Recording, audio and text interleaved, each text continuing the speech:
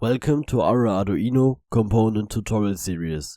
In this episode we'll be taking a look at ultrasonic sensors.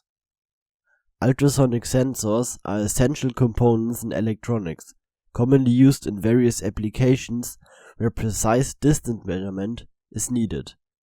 You'll often find ultrasonic sensors in devices like parking assistance systems, robotics, and object detection modules. They allow users to accurately measure distances and detect obstacles, making them incredibly versatile in a wide range of projects. Let's take a look at how to set up an ultrasonic sensor using Arduino. To assemble this circuit, you'll need an Arduino board, a breadboard, a HC SR04 ultrasonic sensor, and jumper wires.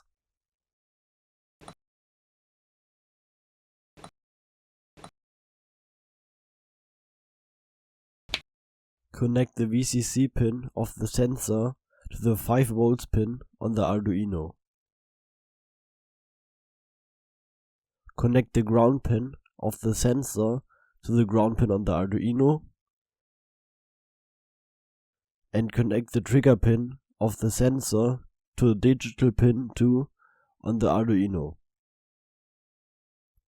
And last, connect the echo pin of the sensor to a digital pin 3 on the Arduino. Ultrasonic sensors emit high-frequency sound waves, ultrasonic pulses, and measure the time it takes for the sound waves to bounce off an object and return to the sensor. Based off the time of flight of the sound waves, the sensor can calculate the distance to the object with high accuracy.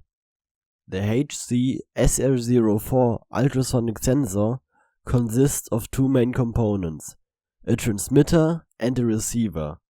The transmitter emits ultrasonic pulses, while the receiver detects the echoes of these pulses bouncing off objects in the sensor's field of view. By measuring the time delay between transmission and reception of the pulses, the sensor can determine the distance to nearby objects. Now let's write a simple Arduino program to interface with the HC SR04 ultrasonic sensor and measure distances. This code sends a short pulse to the trig pin of the sensor to trigger the transmission of ultrasonic pulses. It then measures the time it takes for the pulses to bounce off an object and return to the sensor using the pulse-in function. Finally, it calculates the distance to the object based off the speed of sound and prints the result to the serial monitor.